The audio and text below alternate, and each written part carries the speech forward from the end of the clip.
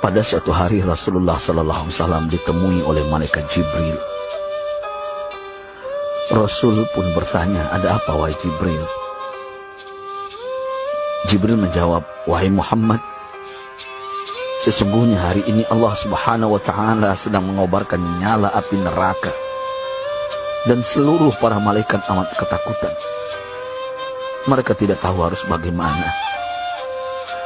Untung aku ingat," kata Jibril, "bahwa engkau Muhammad adalah sumber cinta dan sayang Allah Subhanahu wa Ta'ala kepada alam semesta.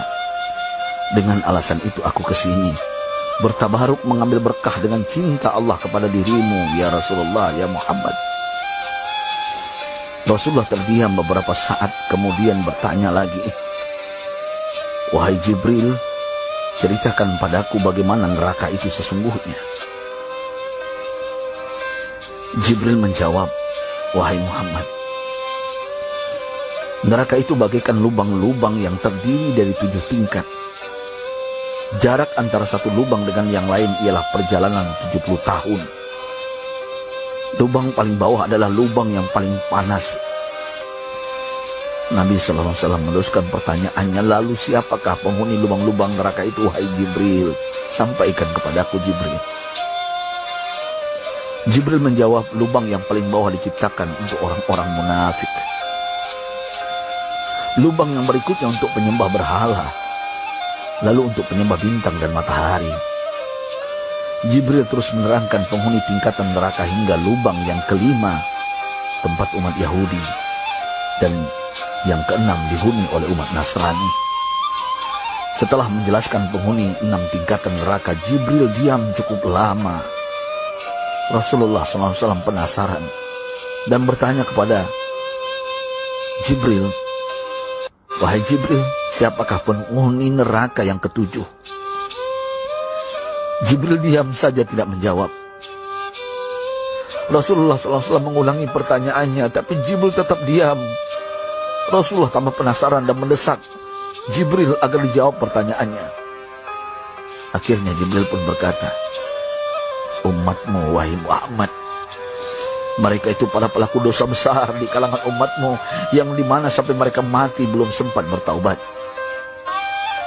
Mendengar jawaban Jibril, Rasulullah langsung jatuh pingsan. Jibril merangkulnya dan meletakkan tubuh baginda di atas pangkuannya.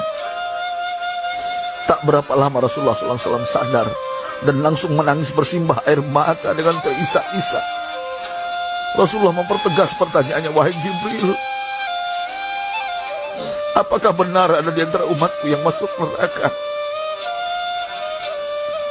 Jibril menjawab, "Benar, wahai Muhammad, pelaku dosa besar di antara umatmu yang belum bertaubat." Setelah itu Rasulullah menghadap kiblat dan sujud kepada Allah dalam isak tangisnya. Sesekali dengan suara pelan beliau membisikkan kata-kata, "Ummati ya Rabb, ummati, ummati, ummati."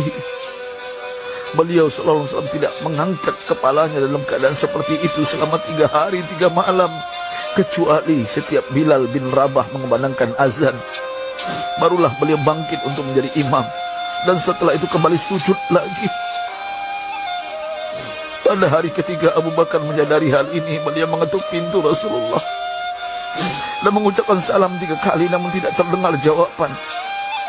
Abu Bakar sedih dan berseru di hadapan pintu Nabi besar Muhammad SAW, "Apakah ada jalan untuk masuk ke rumahmu ya Rasulullah?" Tetap tidak ada jawaban. Di jalan Abu Bakar bertemu sahabat Umar. "Mengapa engkau menangis, wahai Abu Bakar?" kata Umar. Abu Bakar menceritakan keadaan Rasulullah SAW. Maka Umar pun melangkah menuju rumah Rasulullah dan terjadilah hal yang sama. Umar pun pulang dan menangis. Di jalan Umar bertemu sahabat Salman Al-Farisi. Dengan terisak Umar bercerita kepada Salman hingga membuat dia amat sedih, namun tidak berani mengulangi hal yang sama. Salman melangkah menuju rumah Fatimah radhiyallahu anha dan menceritakan hal itu. Setengah berlari Fatimah menuju rumah ayah tercinta dan mengetuk pintu sambil mengucapkan salam. Mendengar suara lembut putri tercinta, sejuklah dada Rasulullah. Beliau bangkit dari sujud dan membuka pintu. Alangkah terkejutnya Fatimah melihat Rasulullah, ayah tercinta, amat kurus dan pucat. Fatimah memeluknya lalu menangis. Wahai ayah, apa yang terjadi? Mengapa engkau amat sedih seperti ini? Rasulullah kembali menangis dan berkata dengan suara lirih, wahai Fatimah, belahan jiwaku, bagaimana mungkin aku tidak sedih sedangkan Jibril mengatakan akan ada kelak umatku yang akan masuk neraka. Subhanallah, betapa besar cinta Rasulullah kepada kita umatnya. Sahabatku, Rasulullah mencintai kita. Antaman ma'aman ahbabta, engkau akan berkumpul dengan orang yang kau cintai. Mari kita mencintai baginda Nabi besar Muhammad SAW yang mencintai kita, umat yang tidak rela kita masuk neraka. Mari kita mencintai beliau dengan berselawat. Sahabatku, sampaikan, Rasul mengajarkan kepada kita, mandalla ala khairin falau mislu ajri fa'ilin. Siapa yang menunjukkan kepada kebaikan, maka dia akan mendapatkan pahala seperti orang yang mengerjakannya. Mudah-mudahan ini menjadi pahala jariah bagi kita.